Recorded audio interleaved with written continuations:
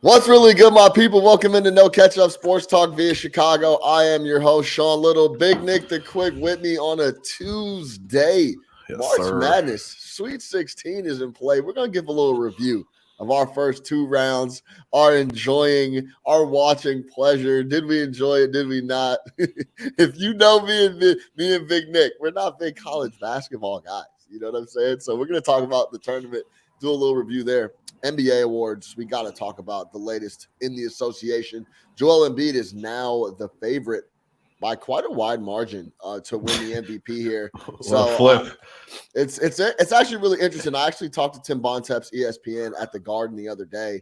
He has a straw poll coming out that typically flips things, so I can shed some light there. And let's talk about NFL quarterback attributes that we think are the most important, and then that will lead into some Jets Rodgers talk. What should the Jets give up for Rodgers? What's a fair trade for the Packers to get in return? Because it's a new day in the NFC North. You know what I'm saying? Justin Fields running around, people talking about the Lions. So we'll break it all down. Stay locked. No Catch Up Sports Talk via Chicago. Let's go. Now look at Mossy. Really? Oh, so that's how you're going to play it. You going to do this? Okay, fine. That's all I needed. That's all I needed for him to do that. And it became personal with me.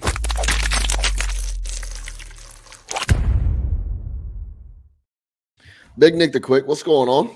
Yo, how we feeling? I sound a little better now? Yeah, you're good. Okay. All right. I thought I was a little low for a little second. Nah, there. you're good, man. We're loud and clear. We locked in. Tuesday morning. Man, I'm good. How are you? Man, you know me. I gotta tell you this story. I saw you got a couple shots up last night. Yo, listen to this story. I gotta tell the story of me getting some shots up at the Garden. And if you haven't seen the clip, go follow me on social at Chicago Flow, Twitter, Instagram. I put a couple up. I go over to every shoot around for the Knicks. I go over to every pregame. I hang out. I talk to people. I watch shoot around. I see what the vibe is like in the Garden.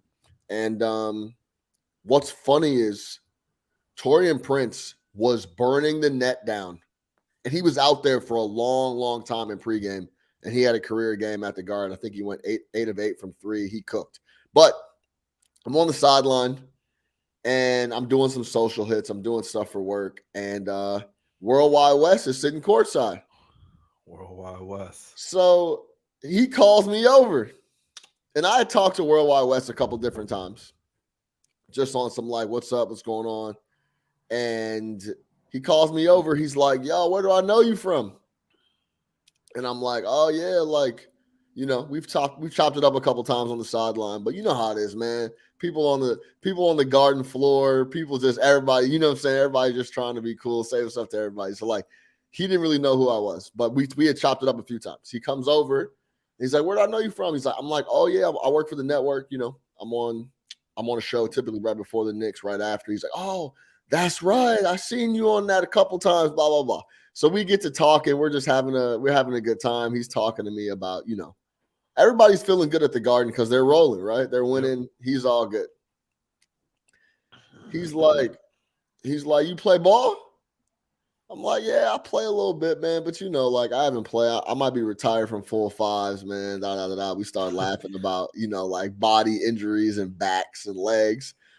And he's like, you're not gonna knock a jump shot down. I'm like, come on, man, that's easy. Like, just don't do me like that. And this is pregame, right? So like the Knicks had just cleared the floor. The Timberwolves had just cleared the floor, so nobody's on the floor. He gets this dude to pass me the rock. He's like, all right, go ahead, go knock some down. So I got some shots up, missed a couple initially, but then knocked down a couple in a row. So I was feeling good. So that was a lot of fun. Right. Shout out Worldwide West. Shout out Worldwide West. And I got the footage. Yeah. It was great. It was a lot of fun. Yeah, that's amazing. Yeah. So he's great. He's super cool. But like I said, everybody's feeling good out there in the Garden. Yeah, for sure. Because they're winning. The vibe overall is good in New York right now, right? It's just good news in the football world on both sides, good news in the basketball world with the Knicks. No doubt. What's going on in baseball, but yeah. Little 57 from Randall last night was ridiculous. Yeah, I watched that. Yeah, that was crazy. I think he scored like 4 or 5 points in the fourth. He could have. It was 52 through 3. Yeah, there you go. Ended with right. 57 and almost imploded at the end of the game. Did you stay for the game? No, I was working across the street. We did a little bet cast, so I was working the game. But yeah, it was a special performance for sure. I thought he was going for 60. I thought he was going to break Melo's record. Should have. Yeah. So, all right, let's jump into this March Madness review real quick because, as you guys know, me and Nick aren't big college basketball aficionados, supporters for multiple reasons. We're just not big. I'm just not a big supporter of the NCAA in general. It's kind of dirty. You feel dirty watching it. On top of the NCAA being a grimy organization, criminal organization, a grimy organization, the product that they put out is not all that good. So it's like a double whammy of like, yeah, I'm straight off of this, right? But I will say this. March Madness, first couple days of the tournament, I don't have a dog in the fight ever. It is a lot of fun to watch. What do you think? Absolutely. Yeah, absolutely. And like I'll back up what you said, right? Like we're not going to pretend to give you hard-hitting college analysis or pretend like we've been watching all year or like we have a pulse on what's going on. Obviously, you know, we'll gamble in some spots here and there, but we're not really locked in like that. And for me, college, like, yeah, hey, look, man, I get it. I'm not going to sit here and act like I don't get it. I get the emotional tie to it. I get the pageantry, especially when it comes to college football. I get the hype around the tournament. I get that people have that connection because you either went to school there or it's a region that you're from and you have more connection to those than your pro team. So I completely get it. And yeah, the first couple of days, that first weekend of the tournament, the Thursday, Friday, Saturday, Sunday is awesome. I mean, you lock in. It's fun. You got multiple different games going in. What I try to do is I always find like the last 10 minutes of close games. You know what I mean? So like, I'm not going to sit there and watch necessarily all of all the games, but when it gets to that last 10 minutes, I notice a game was in 5 or 6. I'm tuning in, and usually you get some good finishes. So I think you got a lot of that this weekend. You also got a lot of the reasons why it is hard for me as a hard NBA guy, who watches the games to watch college sometimes because look, it's not some big secret that the level of skill. There's such a difference between the NBA game and the college game as far as like just the skill, as far as the decision making, as far as the pace of the basketball. You know, that's why I think I pointed out Kentucky in the group chat the other day. You watch Kentucky, like they run a pro style type situation, multi-ball handlers, perimeter guys, things like that. But you have, you know, guys like who's the Purdue guy, Edey. Like this guy puts up 30 points a game in college. Like this guy is not going to do anything in the NBA because he's not going to sit there and put the ball in the post and be allowed to work and be 7-4. Yeah. So with that being said, man, there was a lot of entertaining stuff. I thought that you know, obviously having FDU stuff was fun. Yeah, having another 16 beat a 1, I think that's great. The Princeton story, shout out our mans from the town. You know, that's huge. Like, yeah, it's great. It's been a great tournament. I will say that. There's been some really good basketball. I think I like the fact that, you know, if you look at who's still left, yeah, you got some of your traditional blue bloods, but you also got some other teams that it'd be cool to see win. Even like an Alabama, who we've seen them have a ton of success in football, not necessarily in basketball. You know, I think it's cool to see teams like that really have a chance. And then obviously you got your Princetons, your Florida Atlantics, your Florida Atlantic team. They got a fun ass squad. Yeah, they do. Yeah, I love it. Yeah, they got a fun ass squad. Yeah, who's my man's from Kansas State? Oh, the point guard. Oh, yeah. Bro, what's his name? That guy. That's actually the one thing I will say about what I do enjoy about watching the tournament is I fancy myself pretty good at being able to pick out guys that can play in the next level. For sure. Like guys that can really hoop or not. A great example is a few years back, I watched Austin Reeves play for Oklahoma. And I'm like, yeah, this dude can hoop. This is a next level hooper. He was the best guy on the floor. Shot making. You know what it is? It's just shot making ability. Yeah. There's guys that like, oh, if he can make that shot, then he gonna play in the league. Like that's it. And in a non-superstar role. That's the thing, right? Like you watch him at Oklahoma, and obviously he's probably putting up 20 a game, right? You got to look at the NBA and be like, okay, can he do this in that 8-9 points a game, 15-6, 20 minutes a night type situation, and kind of find his groove? Because to the point with like the Purdue guy, it's like he's not going to be able to do that. Like he needs to have the ball come to him multiple times per game. You know what I mean? Yeah, no doubt. So like Brandon Miller, Buddy on Alabama. He's a bucket. He's gonna play. He plays in the NBA. He's an NBA guy. The point guard on Kentucky with the dreads. I watched that guy for 5 minutes. What's the freshman? I don't know his name. Oh, 22. Yeah. I don't know his name either. He's a professional. Do you think Shibwe is a pro? Is that the dude grabbing all the boards? He's Yeah, the big dude grabbing the boards. He's undersized. He's one of those dudes, like, he's got to find a niche. He can rebound his ass off, though. And he's a dog. He can he's rebound. A dog. He's got the you'll give him a look because of how he plays. You know what I mean? Yeah. But if he can turn himself into like a Draymond type guy and be able to guard multiple positions and make up for the fact that he's going to be undersized as a big, yeah, he can. I would give dude, when you see a guy play like that, with that kind of passion and intensity, like, that doesn't go away. You know what I mean? So you got to give him a look for sure. I also think he might be 28 years old. And here's the other, but that's another conversation. Hey, and here's another conversation too. It's like, I was thinking about this when I was watching, because I did look up, like, who are the top 10 draft prospects. It's another thing I look at before I watch a game. So I can look at a guy and be like, is this guy, do I see anything? Because a lot of these guys are exposed. Sure. 9 out of 10 of these guys, I'm sorry, 8 out of 10, and the 2 that aren't are international guys, are freshmen. And it's like, have we gotten to a point where it's like, yo, are we beginning to almost say, like, we're way overvaluing the fact that you're 18 as opposed to maybe being 19? Like, it's a bad thing to be 19. God forbid you're 20. You know what I mean? No, seriously. Yeah. It's like, look at guys like Brunson who come in the league. Halliburton had played a couple years. Even Morant had played a couple years in college. And I get Morant was the second pick in the draft. But some of these other guys, it's like, we were so quick to be like, no, we want a guy who was just in high school. It's like, the closer you were to high school, the more valuable you are to a prospect. I mean, even if in college you went there and you did your thing. And we're not talking about 24, 25-year-old guys. We're talking about 20 versus 18, 21 versus 19. 17. You know what I mean? Like, yeah. That extra year for some of these guys, they develop, man. They get good. I'm watching some of these guys, and it's like, you don't even see them on the draft board because they're 20. Like, what's going on? Yeah, no, that is. Are we trying to win now or in 7 years? Like, I'm trying to figure it out. Yeah. And it's hard with the 18, 19-year-olds. You can be talented as hell, but have no heart, no mental. Look at Ben Simmons.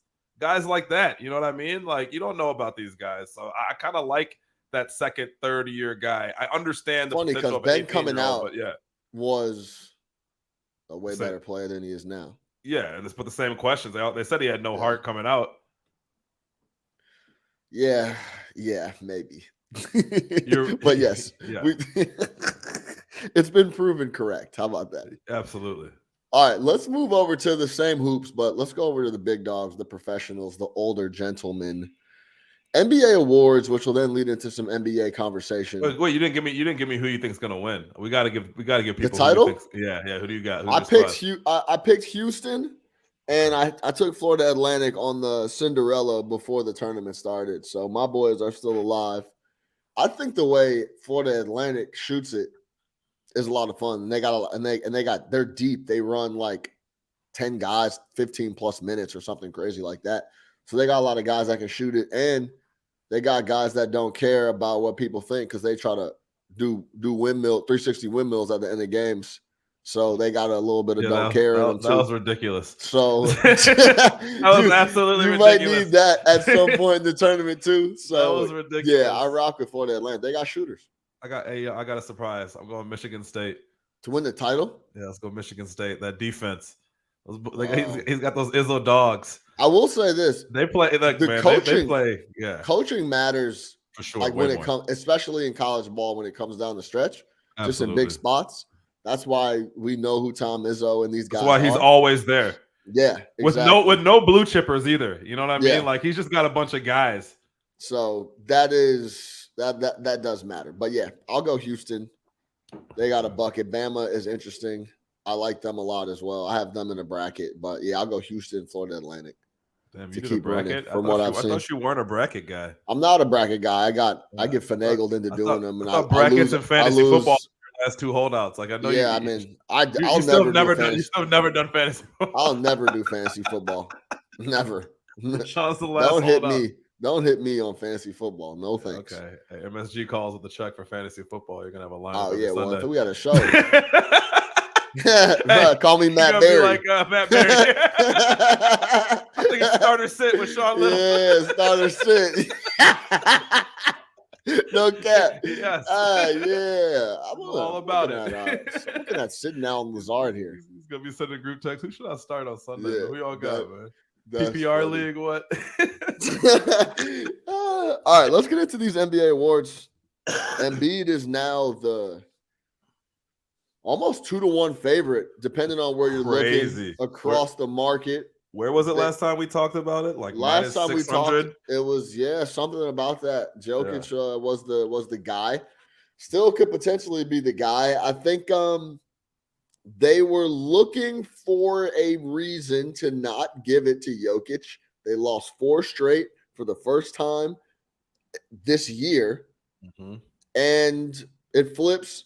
No, it's not that Embiid wasn't balling because he was going crazy. 8 straight 30-point games. And the Sixers were balling too. 14. The Sixers, before losing to the Bulls last night, were 14-3 in their last 17. Had won 8 in a row.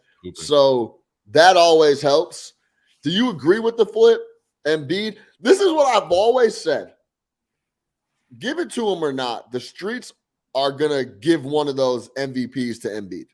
So if he was to win 3 in a row, 10 years from now, the argument when we're sitting at the crib having a Modelo, it's going to be like, yeah, one of those is Embiid's though. So I don't really care about that, right? But now it looks like he might be able to clip that third one. He's been playing great ball. They've been playing well. But I still think this year is Jokic has had a better overall season. Yeah, I mean, I think like you said, they were looking for a reason probably to give it to Embiid. And when they go on that losing streak at the same time, the Philadelphia is surging and legitimately looking like the second best team in the East, if not the entire NBA at this point in time, because you know how we feel about the Boston Celtics on this podcast. We've been pretty clear about it, especially recently. I think it was just bad timing. I will say this, though.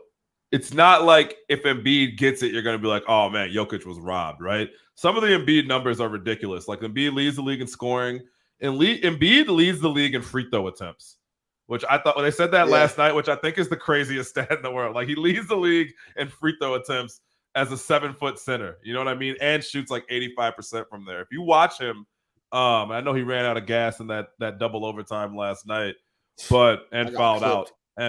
Yeah, I had them in a parlay too. I had DeMar. Did you did that come through? It took 6 quarters. I had under 33, under 33.5 PRA, and he didn't go. He didn't go over till the second overtime. Is that when it happened? All right. Yeah. Hey, look, a loss like that in 6 quarters. What are you gonna do? Yeah. But I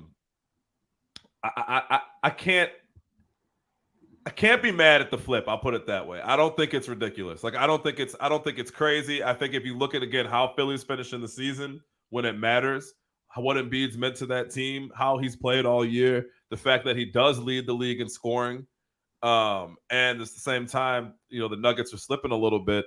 I got no problem with it. To me, Embiid's been the MVP, honestly.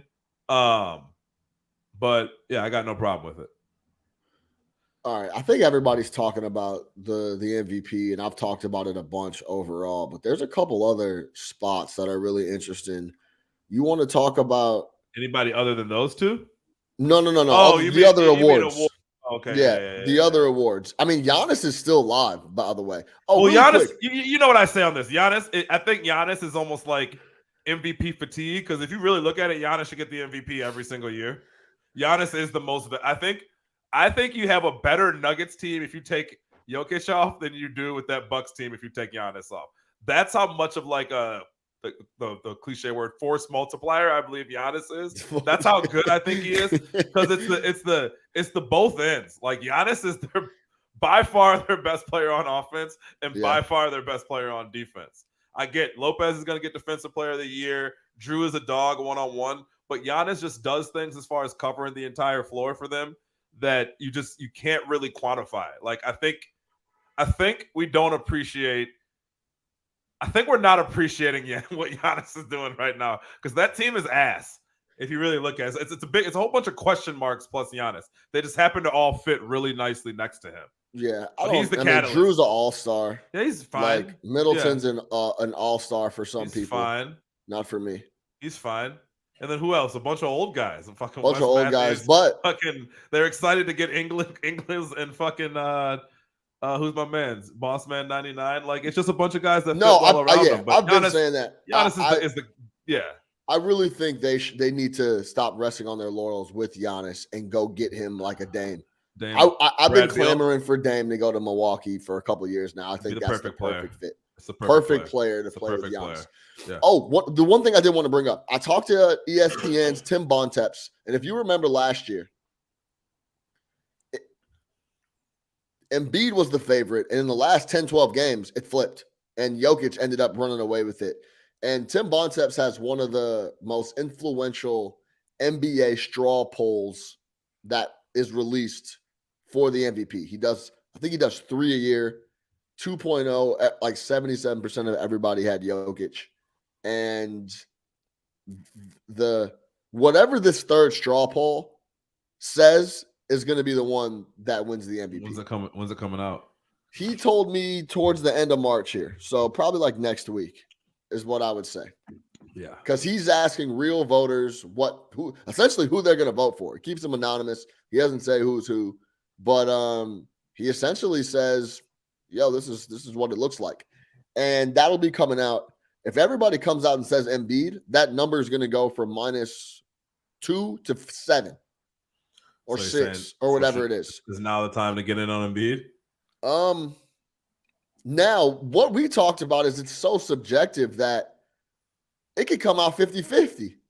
Embiid misses a couple games and then it could come out 50-50. There could be people voting for Giannis. So I think it's still what I'm getting at is last year it flipped in the last week. It could easily flip back this week as well. I think Embiid and people want to give it to Embiid. So I'm gun shy to say anything about Jokic because I think, like, honestly, deep down, people want to give it to Embiid, and they've closed the season strong, and they're now the number 2 in the East. So he has a lot of things going for him that Jokic does not at the moment. It's really weird in sports, Nick, because you almost get penalized for starting really hot. You want to be closing seasons really hot.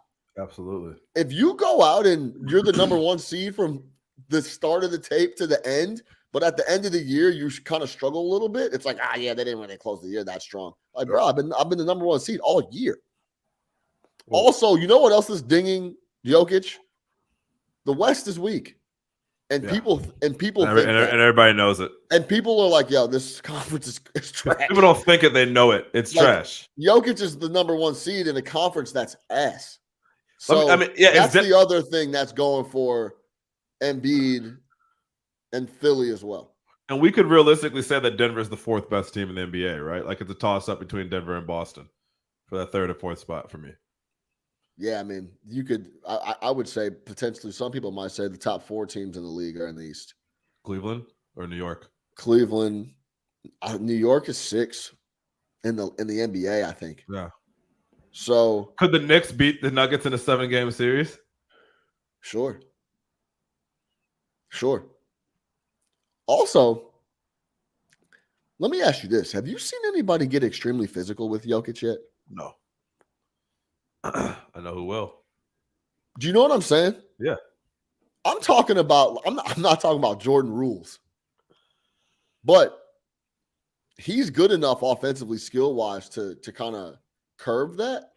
But I still don't think anyone, even like on the rebounding end, gets physical enough with Jokic. Well, that's the question in the West too. Put a body on him every time down. The more physical, the better bigs are in the East, right? If you look at it, you look at Milwaukee, you got Giannis, right? No.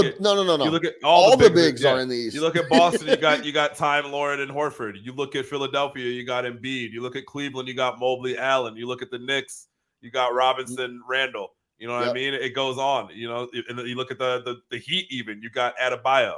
You know what I mean? You go to Toronto and all their length that they have, and even adding a guy like a Portal. You look at the West, it's like Memphis, you got Jaren Jackson, Steven Adams, okay. Sacramento, I don't know if they have any size other than Sabonis, and he's not really a big like that. Phoenix, Aiden, we already know he's charming. The Clippers, Zubac, the Warriors, the Warriors have never had size. Dallas, come on. Minnesota, they think they have size. You don't think Kuminga got it? Kuminga, he's all right. It doesn't matter. Kuminga got it. Hey, if they have to get on an airplane, they're toast, so it doesn't matter. For real. They beat up on Houston yesterday. I was gonna say, did they win yesterday? But they won by 13. The spread was 11, so they covered that number as well. But this is actually an interesting segue into, let's talk about some other awards. There's talking about bigs, because that is interesting. People haven't been banging with Jokic, especially on like the boards, is where I would love to see people just get more physical with Jokic. So talking bigs, let's go over to NBA DPOY, Defensive Player of the Year. Right now, I was sure, I said it, put it on wax, take Jaren Jackson to win DPOY. He is absolutely the runaway favorite. You're just betting against him getting hurt. And now Brook Lopez is the favorite at minus 160. Jaren Jackson Jr. is plus 150. What do you think about that overall? Because as a team, Milwaukee has been lights out on the defensive end. But overall, Jaren Jackson Jr. is a better defender than Brook Lopez. A lot of momentum has come out of that Memphis thing. I think that Memphis is getting attention for every other reason except for basketball, and that hurts Jaren Jackson. Whether it's the job situation, think it has something to do with it? Yeah, whether it's because I think when it's just basketball, you really get to look into the team. There's so much noise around that team, a lot, and all of it self-inflicted. You know what I mean? You got the Josh situation, you got the Dillon Brooks situation, multiple situations with Dillon Brooks, and I think again, with the fact that Milwaukee has been surging in the second half of the season, Milwaukee's been the best team in the NBA. And Brook Lopez has been a big reason for that. Overall defensive rating, Memphis is still ahead of them. It's basically tied. 2.5 blocks a game.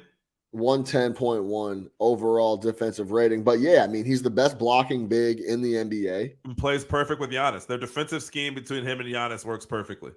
He doesn't impact the game like Jaren Jackson Jr. does on the defensive end, though.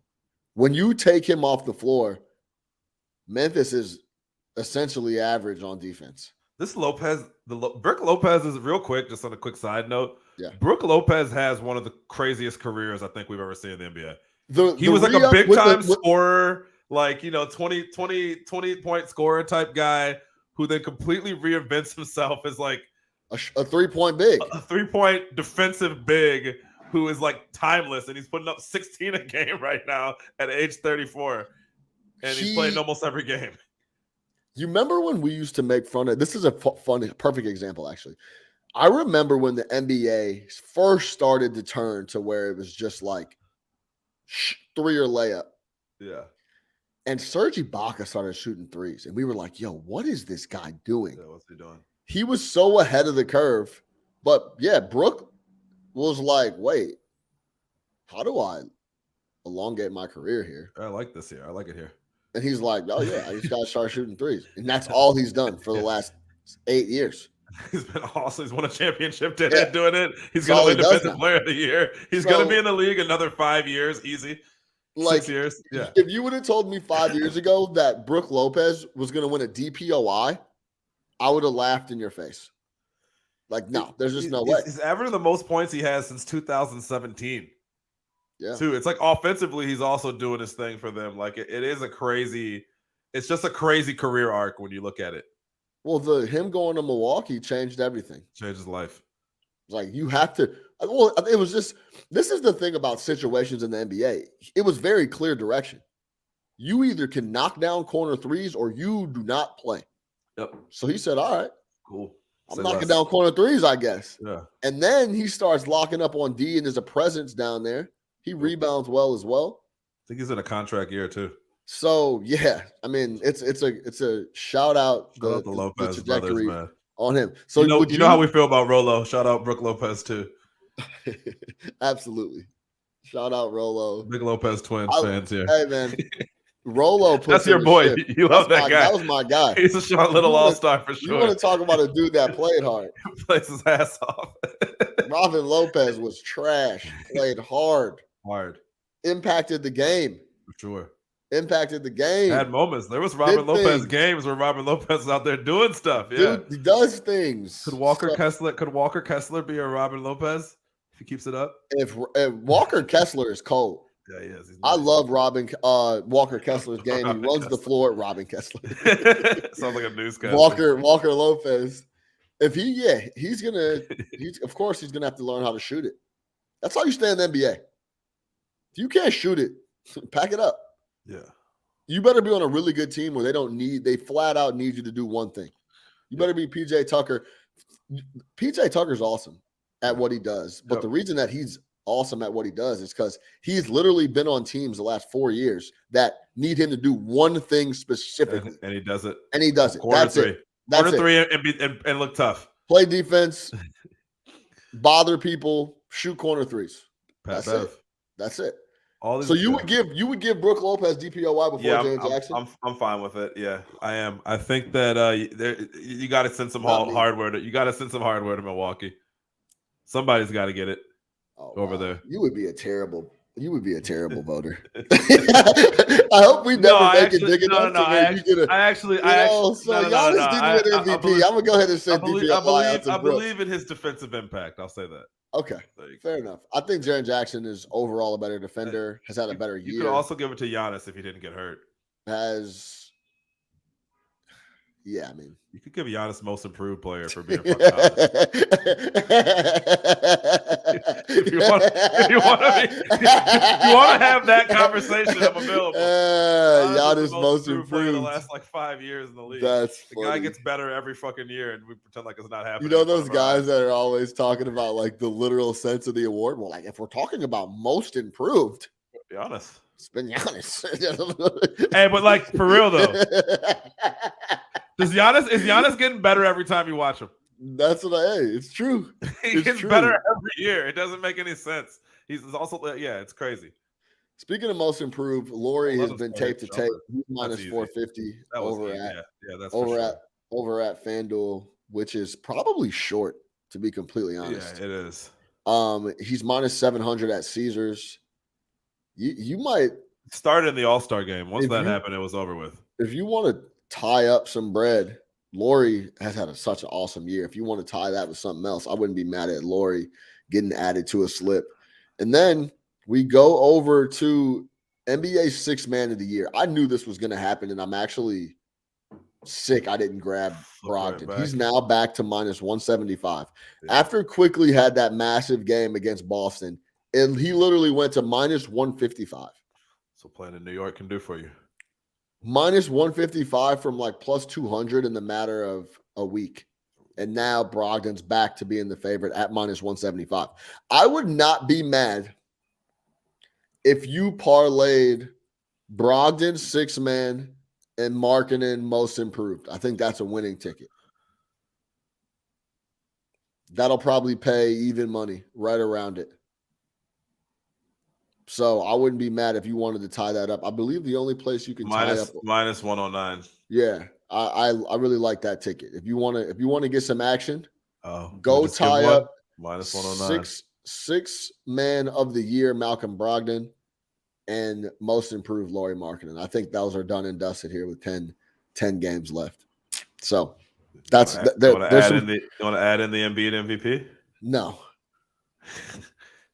I won't get greedy on. What is it? Do you have the number? Yeah, let's see. Plus 215. Yeah, give a guess. What do you say? Plus 215? Plus 193. Plus 193. Yeah, that's about right. Okay. So Coach of the Year is not even available. Is Mike Brown? Did they already send him that award or what? Yeah, I didn't even hold Mike Brown doesn't get Coach of the Year, then it's not a real award. I don't even think we giving Mike Brown credit on the pod this year, man. That's crazy. I don't, man. You know where I'm at on him. But yes, he's been sensational. Wait, where are you with Mike Brown? I'm not a big fan. Why? Just from back in the day. The Cleveland Mike Brown? Yeah.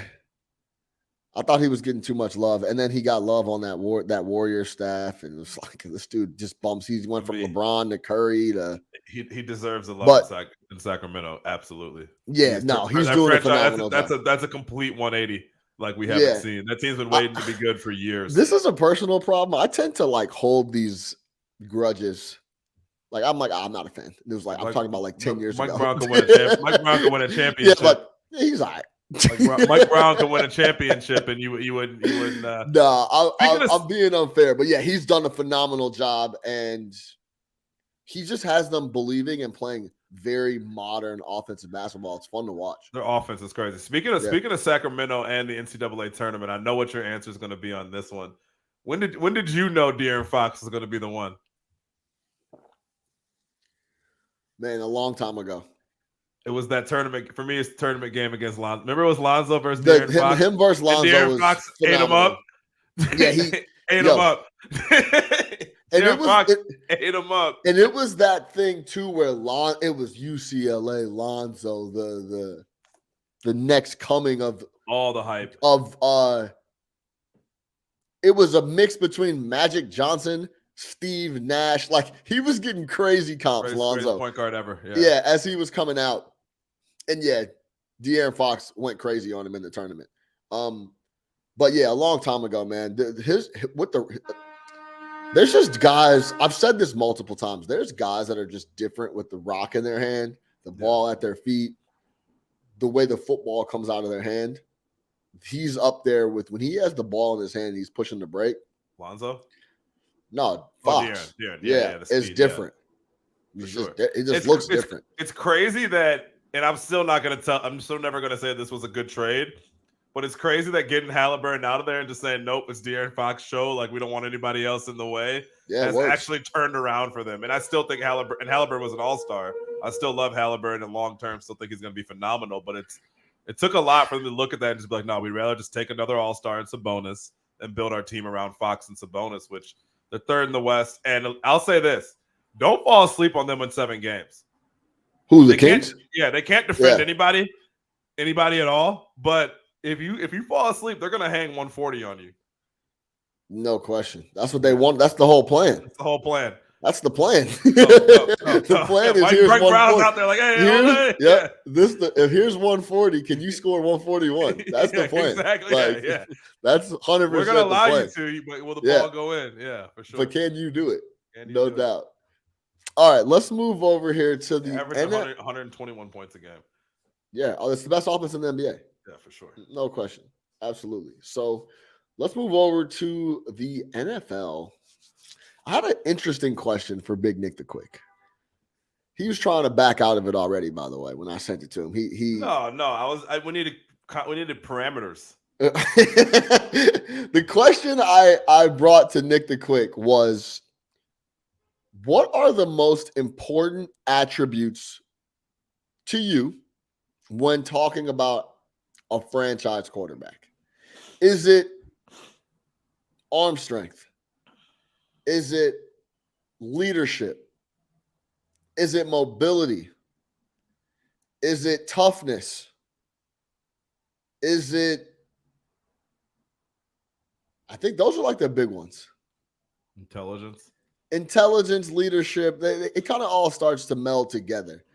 But Big Nick the Quick, where would you put, and then you could get broad with it, like, what's more important, on the field or off the field?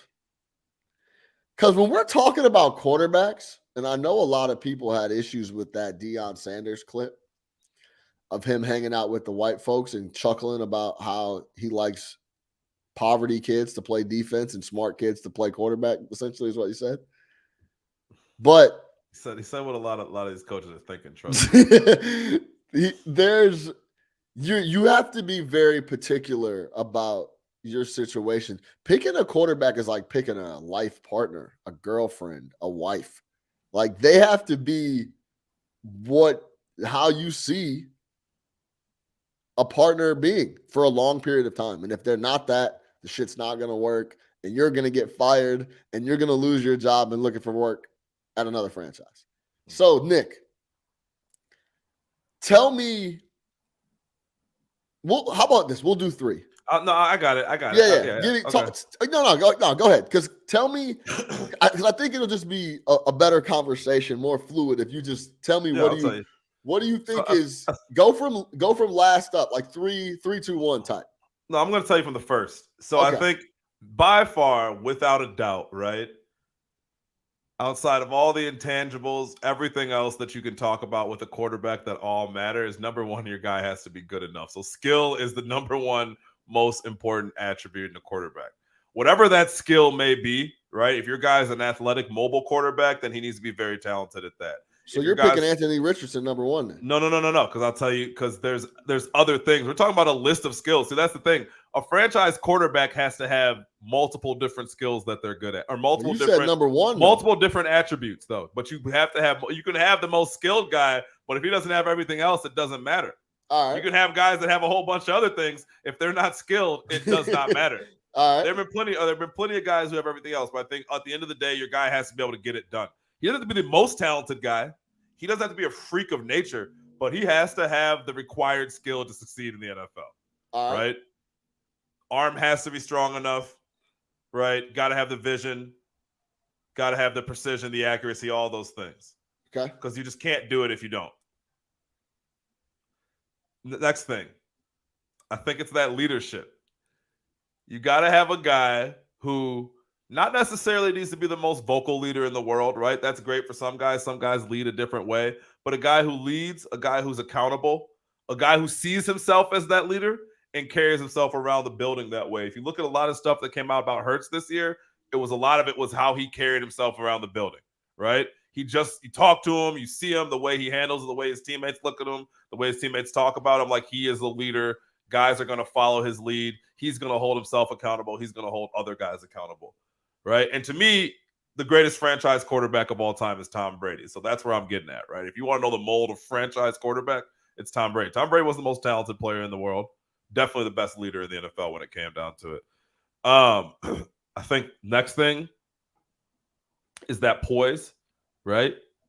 That demeanor, right? Whether that's getting fired up when you need to be fired up, but also not panicking when the going gets tough, right? When you're down 21-3 in the Super Bowl or whatever the case may be, and you got to come back. Do you have a guy who's not going to panic, or do you have a guy that's going to fall apart, right? That might be before the game going into a big game. Just being able to deliver in that moment and your mentality. That's the mental. Yeah, the mentality, right? That poise, that mentality, right? And after that, I think the intelligence, right? I think you have to have a guy who understands the situation, has the mental capacity to be able to break down the situation and do the right thing. So those are my top four. But you cannot do it without the skill. Again, you could be great at those other three things.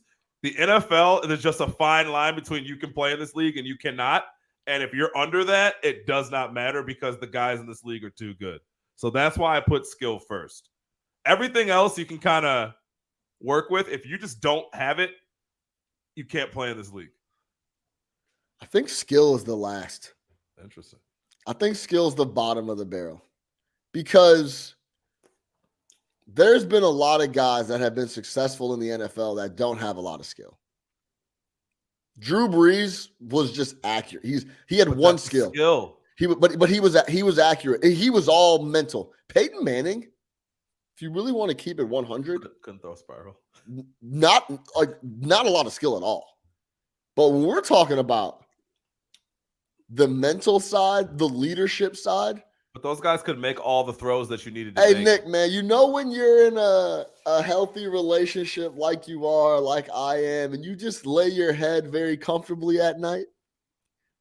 That's what you want to do with your quarterback, and that is just about being a leader. And leadership is number one. You want to be that's about accountability and all that. If I can't count, if I know I'm worried about what said player is going to be doing at night, what said player is going to be doing in the offseason, what said player is just not accountable, I think that's the most important. Then we start talking about mental capacity. How do they process the game? That's number two. What are they looking at? How do they go about their business in the film, in the study? How do they get things done? Number three for me is then talent overall. That's what we're talking. Like, there's so like those two examples of Drew Brees and Peyton Manning are perfect on the mental side. They didn't have a lot of skill, but they knew the game in and out. I think Manning had a lot more skill than Brees. Brees is probably your best example, I feel like. But Brees could make every throw. I'm talking about there are guys that just cannot make the NFL throws. Brees didn't have the biggest arm. Brees wasn't this is the guy. thing. Those Peyton guys Manning could make the throws. Peyton Manning couldn't make the throws, but it looked like he could make the throws because he was letting the ball go so early and knew where he had to go with the rock so early that the throw was there. You understand what I'm saying? There are some guys who cannot make the throw, is my point when I say skill. But I guess there's two. I should have used a different word. But you know what I'm saying? Like physically, they can make the throw, but like Peyton was knocking those down because he just knew where the space was going to be. He had anticipation like others didn't. That's where it gets a little different. But if you don't have the arm, or I guess not even the arm, but again, just the ability to make the NFL, you know what I mean by the NFL throw. Can you put the ball in a window? Yes or no? Sure. Right? A lot of guys can't put the ball in a window. That's what I mean. Like you have to be able to do that. But what I'm saying is that you have to know where the window is at and is going to be. And you can't do that without the leadership, the preparation, and the football acumen to find those windows. Because you don't, in the NFL, stuff moves so quickly that you don't see windows and then throw them. You need to know that the window is going to be there before it's even there. Yeah, but if you can't make the throw, it's not going through the window. We're saying the same thing. But yeah, for sure. Yes, absolutely. Yes. You know what I'm saying? Like, yes, I understand what you're saying. Tua Tagovailoa is another guy that's just very accurate. Doesn't have a big arm, but football acumen is top tier. He knows where to put the ball, where to go with it. So, yeah. Yeah, and there's a lot of guys who don't have those other things but have a ton of talent, right?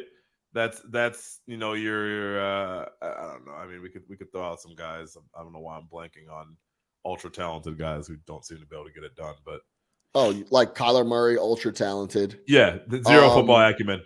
Kyler Murray. There's so many, man. Lamar. Baker Mayfield for sure. Super talented dude. Has a big enough arm to get it done, definitely. Super talented guy. Kyle Bowler. Kyle Bowler. Mitch Trubisky. Mitch Trubisky is great. Hey, physically, I can see how you look at Mitch Trubisky in a workout and you're like, wow. Like, yeah. You know what's funny? Is I disagree with you a little bit on that. Oh, is that because athleticism? I watched the tape and I was like, this guy's solid. I mean, I'm not selling my life to move up to get like that talent didn't jump off the page like that. That's why it was always dumbfounding to me. It was like you weren't watching Lamar Jackson tape. Yeah, but Mitch could make some throws that, like the throw in the playoffs where it went through my man's hands. Like that was a fucking dime. You remember remember the playoff game? You talking about this year? No, when he was on the Bears. When it went straight through my man's hands in the end zone, like shit like that. When you're fucking in shorts and you're making throws like that, like that throw was ridiculous. And not too many guys are making that throw. You know what I mean? Just the distance, the accuracy, where you put that ball. That's what I'm saying. So you can do shit like that when you don't put a helmet on or any pads. Once he put on pads, he sucked. So that's what I'm saying. Like in a workout. Sure. Yeah. Just like a combine. Some guy runs a 4.340. You're Zach not watching Wilson. the film. Yeah, absolutely. He sucks. He's terrible. All mental. Doesn't have it. For sure. So that's what we say. But that's actually a great point.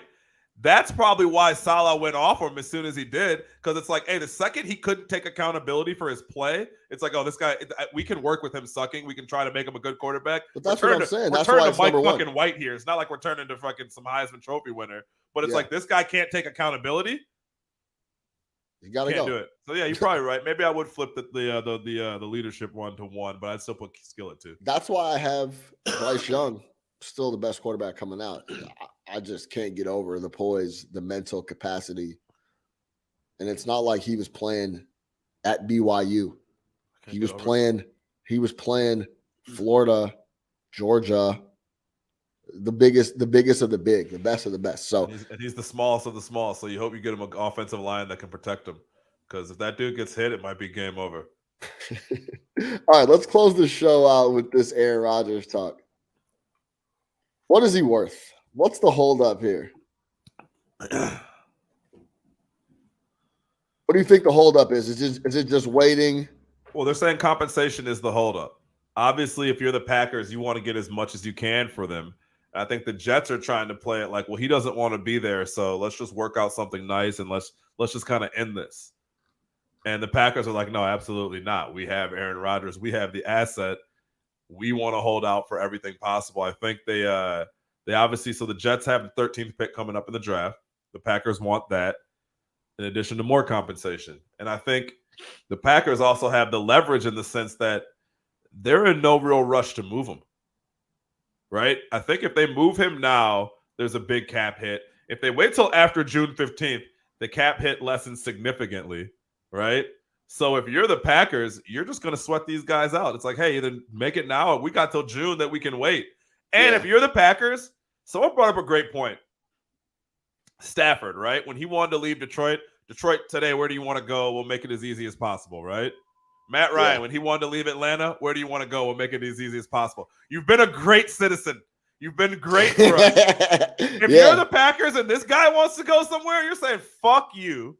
We are going to make this as difficult as possible because over the last 3 years, all you've done has been an asshole. I thought they were trying to just rid themselves of this. No. But now that they have, hey, he's come out and said he doesn't want to be here anymore. Cool. We're gonna slow roll this. Aaron, we know you want to go there. We're going to get what it's worth. You're up in 13. And if you're the Jets, you know what's eventually going to happen. You're in New York. Eventually, the fans are going to get unruly. Like, why haven't we made this deal? Why aren't you including pick 13? This is bullshit. Yeah. That's what's going to happen. And the Packers know that. I love what the Packers. If I'm the Packers, I'm not making any calls. Nope. I'm Lamar Jackson. Nope. Okay, let me ask you this. Matt Stafford, when he went from Detroit to LA, went for 2 1s, a 3, and a starting quarterback. Yep, a starting quarterback. Is 2 1s, a 3, and another player enough, or do you want all? Yeah, I don't think that's enough. I don't think the Jets are trying to do that. I think their point is that we don't know if Aaron Rodgers is going to be around long enough. Matt Stafford, if you really want to be honest, was that's the whole situation. He might still be on the roster, but he was around for 1 year. Matt Stafford is done. Okay, I get what it you're was saying. A 1 year trade, but that's what they're saying. So and it was fine. The 1 year you would take two. You would take 2 1s and a 3. Fuck yeah! I don't think they're willing to give that up. Like, it's got to be at least multiple ones, right? No, that's what they're saying. I mean, it's the report is the Packers or the Jets don't want to give up. They don't want to give up 13. They have 13 this year, and they don't want to give that up. That's fine. Go. What about the 2 years? What about the next 2? Oh, if I'm the Packers, I want 13 this year. I gotta put guys around Jordan Love. How funny is it going to be when they get 13 and then immediately draft an offensive player when Aaron Rodgers couldn't get one for 15 seasons? I know, I would too. They're going to get 13 from the Jets and then immediately they're going to get Jackson and Smith and Jogba. Yep. Straight up. They're going to get a 15-season wide receiver. And then Gutekunst is going to go up there and be like, yeah, we just thought it was time to draft an offensive we just need an offense now. We want to give Jordan what he needs to succeed. So I think that's what's happening here. This maybe part of this is self-sabotage in Green Bay the last couple seasons, maybe. No, what do you mean? They went to the NFC Championship game fucking 2 years ago. Yeah, no, that's true. Yeah, I don't think it's self-sabotage. But I think what you're seeing right now is a good old-fashioned standoff because they're in no rush to do Rodgers any favors. Like, yeah, we'll trade you to the Jets, but it's going to be on our terms. And again, the Jets eventually are going to feel the pressure. Because it's March. Yeah. We're talking about 3 months of Aaron Rodgers just dangling out there saying, I want to play, and you haven't made the deal yet. Eventually, they're going to be like, fine. I think the Packers can slow. And the best thing is that the Packers the longer they take, the more chance they have of getting that extra like $20 million in cap relief. So they really don't give a shit. I think it's something where it's like $40 million cap hit if they trade him before the June 15th. And it's like $15 million afterwards. So they're fine. Huh. But the draft is coming up. So they're really going to be like, hey, we want 13. Clock is ticking. Because if you don't give it to us if we don't get this pick, then we're absolutely not trading him till June 15th. Then we're not trading him till after June 15th. Right. We'll trade him now if we can get a pick now because we got to get to work. But if you're not going to give us that draft pick or multiple draft picks in this draft, then we'll see. Hey, Rodgers will be on June 15th, and his ass isn't going to show up till he has to. So the Jets then should wait then. The Jets? Yeah. Well, but you want him in the building. Is him being in the building worth the 13? Probably. I would think so. My point was, if I'm the Jets, I'm take whatever for Aaron Rodgers. What do we give a fuck? Yeah, what are we waiting on? What are we waiting on? If we feel that this is a Super Bowl winning move, let's make the move right now. I don't know why they're playing hardball. Because of 13. 13. Because of 13. They want to pick. It's interesting, man. Don't you want Aaron Rodgers so you can win a Super Bowl? You're going to get Aaron Rodgers because Aaron Rodgers is not going to play for anybody but the Jets. You understand? That's why it's such an interesting situation. Hey, Packers fuck around and be like, come June, you don't make the right deal. Be like, we'll just leave this man on our roster. We don't have to pay him if he doesn't show up. No, they can't do that. It's too much money. How dug in are you? Hey, man, they got no owner. They can't do that. Sell some more shares of the team. Sell some shares of the team. They got no owner. Everybody meet down at the local watering hole. And what we're going to do about Aaron Rodgers. We're going to have a few line Kugels, and we're going to talk about this. So Kugels and cheese curds, and we're going to talk about this at the fish fry. That's great. All right, we're going to leave it there. For Big Nick the Quick, I am your host, Sean Little. No Catch Up Sports Talk via Chicago. Follow us. Subscribe, tell the homie to tell a friend, to tell another friend, pass the links. You already know how we do. We'll see y'all next week. No Catch Up Sports Talk via Chicago. We're out here.